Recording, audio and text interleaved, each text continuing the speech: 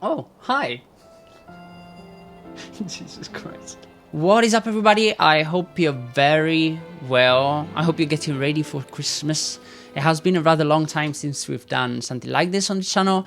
So as a stop for today, it would be fun, to have a look at how we can construct a classic Christmas arrangement, like what you're hearing in the background right now.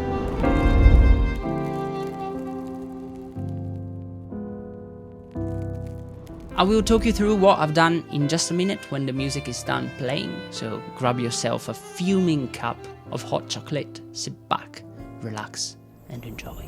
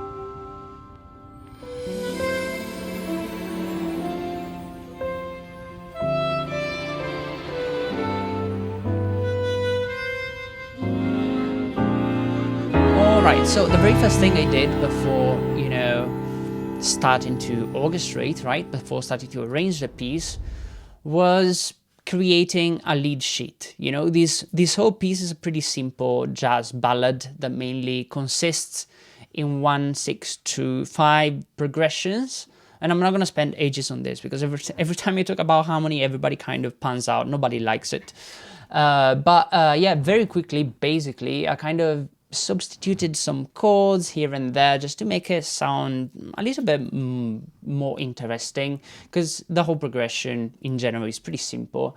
But generally speaking, I haven't done to it anything that is overly complex. As you can see, this is mostly functional harmony, and while it may look a little bit scary if you're not familiar with the style, I can tell you that it's pretty simple stuff. Most of the time I'm either doing a tritone substitution, so basically, using a dominant chord that resolves down a half step, right? Or introducing some secondary dominants.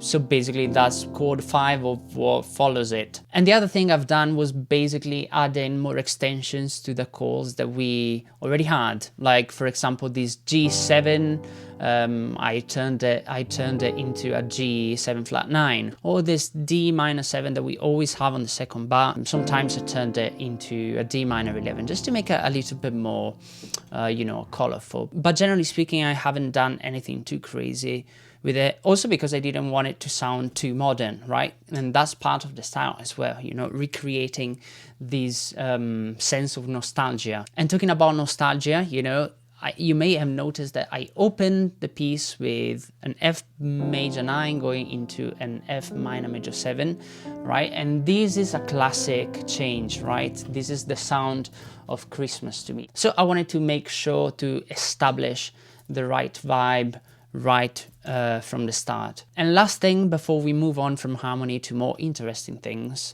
the characteristic note of this chord is A flat, and you'll see me using that note as an extension of other chords, like for example this G7, flat 13, flat 9. They all have this note in it, and the reason is I'm trying to basically recreate that sort of mood, that sort of vibe that I established at the beginning of the piece with this cadence. So that's it from harmony. Really, the other thing maybe worth noting is that I'm of course using the melody notes as chord tones, basically to help me pick the chords. Like for example, this B flat 13. Why am I picking this chord? Not only is resolving down a half step to this F major 9 over A, or A minor 7, is basically the same chord.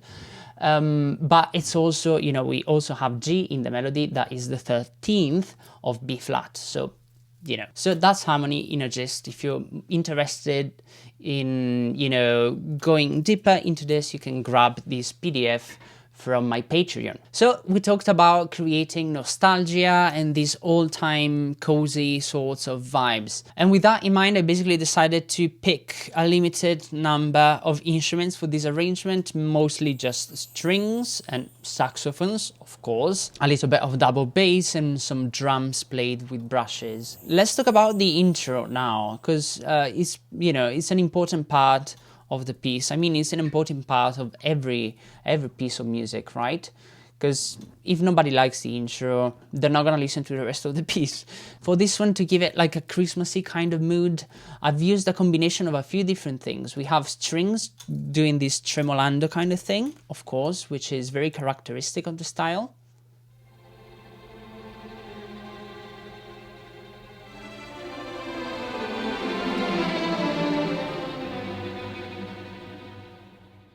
But also, really important, we have this stuff on, you know, percussion.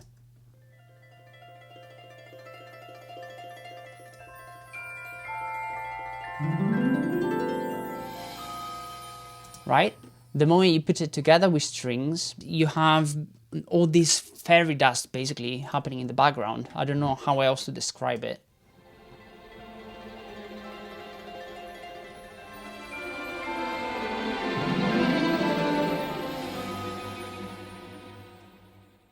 The rest of the arrangement is pretty straightforward, a little bit of piano and some saxes, right?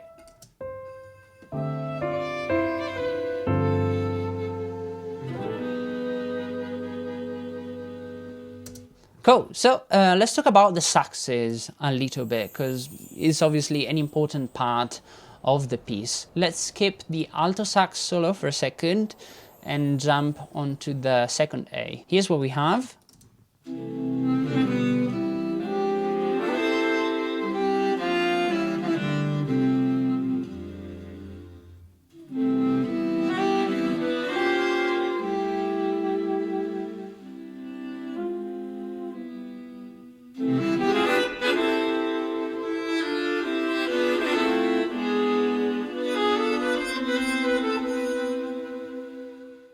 For these, I've used V-horns by Acoustic Samples that kindly sent it to me for free quite a long time ago, actually. John has been super patient waiting for me to make this video, but these are fantastic. I think it speaks for itself. You don't need me to say they sound great. I mean, it's fantastic, obviously.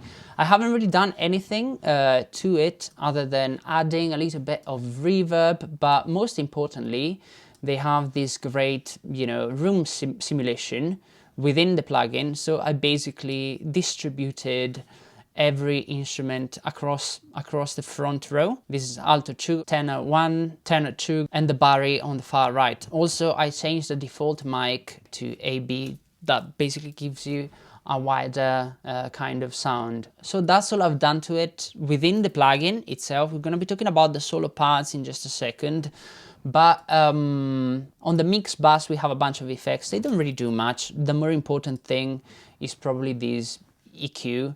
But generally speaking, my whole idea behind processing these instruments was creating, you know, this old-time kind of vibe, right? Making it sound a little bit retro. So I added a little bit of compression and a little bit of saturation, really. And arranging wise, this is basically a 5-part harmony where the alto and bari are playing an octave apart, and everything in the middle should be following the chords that we have in the lead sheet. I should mention there are probably mistakes, because doing these kinds of things in the DAW is not really ideal, right? Because you can't see anything. If I were to do this properly, I would probably zero in, you know, some of the non-core tones and harmonize them correctly.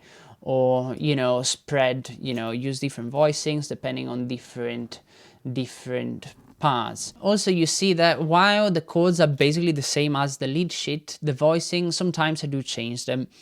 I don't stick to the rule of have the Barry, you know, harmonizing the alto in octaves. Sometimes I like to spread it a little bit further, like what you're seeing over here, or like what you're seeing here on bar 1 for this B flat 13 chord, right? It just works a little bit better. So that's saxophones. You know, it may not be perfect, but I think it's a pretty good approximation. If you want to try something similar yourself, generally speaking, you can get away once again with taking, you know, the melody on the alto sax, harmonize it down an octave on the Barry, and fill in the harmony with the rest of the 5 saxophones. There are other ways to arrange a sax soli, but I find that this is among the things that works best within the virtual domain. And that's partly because, you know, when you have these dense stacked harmonies, you know, the virtual instruments tend to blend a little bit better than, say, you know, doing a drop 2 voicing, for example, where you take the second voice, so basically alto 2, drop it down an octave to the Barry sax, and then just harmonize the rest accordingly. That gives you, of course, a little bit more separation from the melody to the harmony, and kind of makes the melody stick out a little bit more, and the blends don't quite work as well within the virtual domain as they do if you were to record this live. That's all I have to say about this section, really. Something I should mention probably is that sometimes I do like to have different saxophones take on different roles, like what we're hearing here, for example.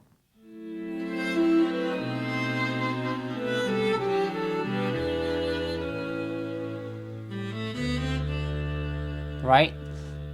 So the alto saxophone takes on the lead that then gets passed on to tenor 1, I believe, and then tenor 2. Also, I'm contradicting myself because I just said I don't like to spread out the chords too much, but we have quite a big spread over here. You know, that's the way music is, right? Like, it's impossible to generalize sometimes. So let's talk about the saxophone solo. You can see that I've spread it across 3 different tracks. The reason why I've done that is because I couldn't be bothered to kind of assign this to a controller, right? And I wanted the higher notes to have a different kind of vibrato than, you know, some of the moving notes.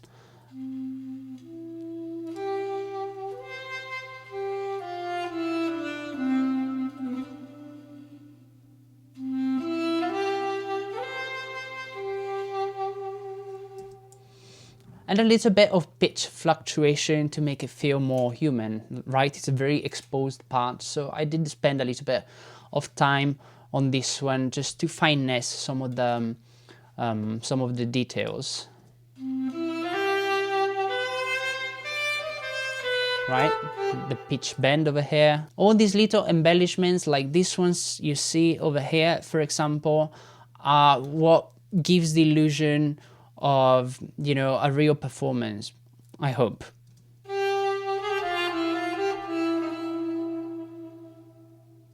I think it's quite important to add them in, but I should note that it's quite easy to go overboard with it, so try and be tasteful with it if you can.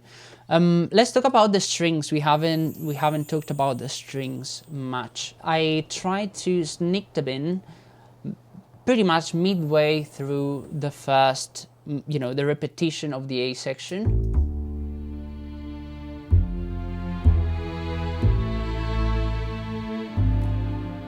And then we have a run going into the B.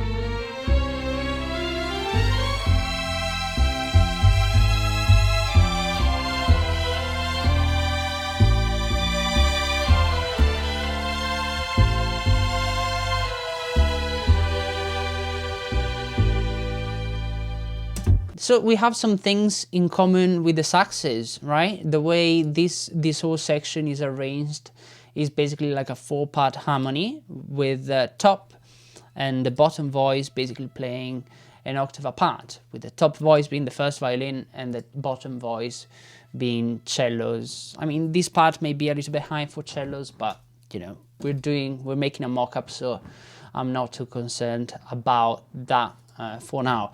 And yeah, basically the rest of the voices are kind of following the harmony once again. And production-wise, I ended up using CSS, which is perfect for this sort of music because it has that expressive vibrato, but I ended up changing the default mix to something that sounds a little bit closer, and that is because the default selection felt a little bit too big. Oftentimes with this genre of music, you tend to have more of a studio sound, right?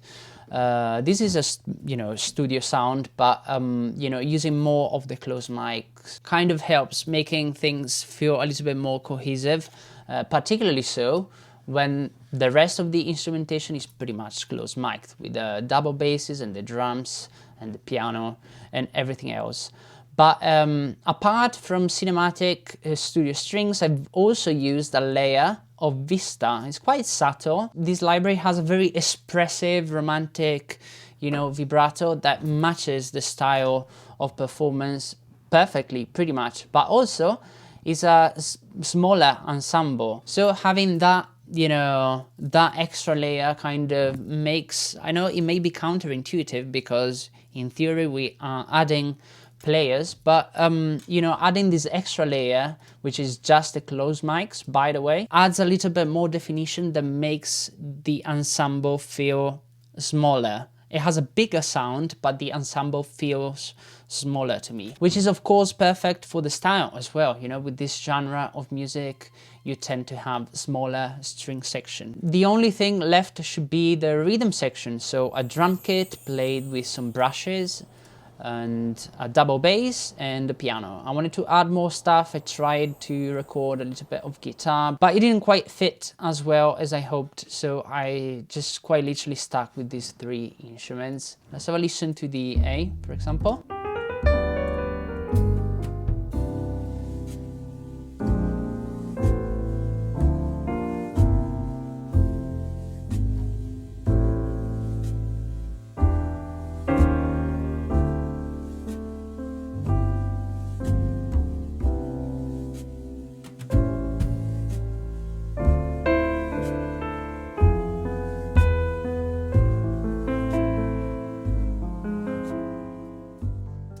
Okay, you get the idea, and for the more orchestral stuff I used really quite sparingly, just a little bit of tuned percussion and harp, just to make the arrangement a little bit more positive, vibrant, a little bit, more colorful,